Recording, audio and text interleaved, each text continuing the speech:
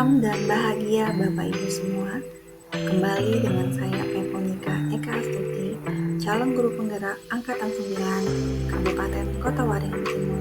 Pada video kali ini, saya akan mempresentasikan tentang demonstrasi kontekstual modul 1.3 tentang visi guru penggerak.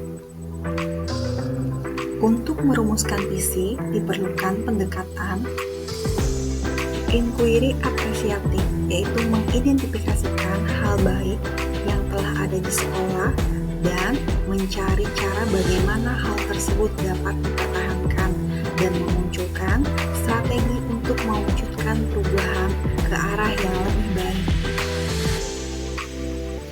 Agar dapat menerapkan pendekatan inquiry apresiatif, maka langkah yang dapat dilakukan dengan menggunakan metode Bagja. Bagja terdiri dari buat pertanyaan umum, ambil pelajaran, gali mimpi, jabarkan rencana, atur eksekusi. Bagian dari buat pertanyaan berisi pertanyaan-pertanyaan untuk menentukan arah penelusuran. Kemudian bagian ambil pelajaran berisi memandu bagaimana pengalaman positif dari individu, kelompok, atau komunitas lain yang akan dijadikan pembelajaran. Kemudian, bagian gali mimpi berupa narasi keadaan ideal jika prakarsa telah terwujud. Kemudian, bagian jabarkan rencana mengidentifikasikan tindakan-tindakan yang akan dilakukan. Dan bagian atur eksekusi membantu transformasi rencana menjadi nyata. Visi guru penggerak yaitu terwujudnya peserta didik yang berakhlak mulia, berkebinekaan global dan kreatif, serta berkarakter sesuai dengan profil pelajar Pancasila. Prakarsa perubahan yaitu mengembangkan keterampilan berpikir kritis pada peserta didik. Berikut adalah kanvas Bagja yang saya gunakan untuk menganalisis prakarsa perubahan dalam mengembangkan keterampilan berpikir kritis pada peserta didik. Yang pertama adalah buat pertanyaan, di mana pertanyaannya adalah apa yang harus saya lakukan untuk membuat pembelajaran yang mengembangkan berpikir kritis pada peserta didik. Lalu, langkah apa yang perlu dipersiapkan untuk membuat pembelajaran yang mengembangkan keterampilan berpikir kritis pada peserta didik. Tindakan yang dapat dilakukan adalah yang pertama, mencari model pembelajaran interaktif. Yang kedua, memilih media pembelajaran yang tepat. Yang ketiga, memanfaatkan teknologi di dalam pembelajaran. Dan yang keempat, menciptakan suasana pembelajaran yang menyenangkan bagi peserta didik.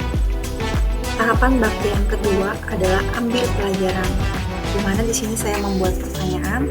Yang pertama, model pembelajaran seperti apa yang cocok dalam meningkatkan kemampuan berpikir kritis peserta didik. Yang kedua, media pembelajaran yang dapat digunakan dalam mengembangkan kemampuan peserta didik seperti apa. Kemudian yang ketiga, apa yang harus dilakukan guru agar terwujud keterampilan berpikir kritis pada peserta didik.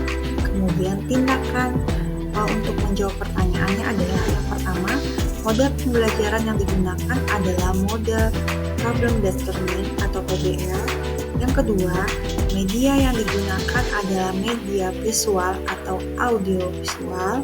Yang ketiga, orientasi peserta didik pada masalah, mengorganisasikan peserta didik untuk belajar, membimbing penyelidikan, menyajikan hasil karya, menganalisis dan mengevaluasi proses pemecahan masalah.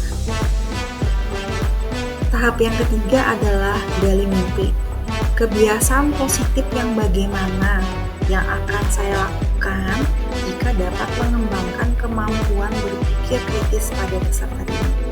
Tindakan untuk menjawab pertanyaan tersebut. Yang pertama, kebiasaan yang saya lakukan adalah membuat berbagai strategi yang menyenangkan di dalam pembelajaran. Yang kedua, memilih dan menggunakan media pembelajaran yang sesuai.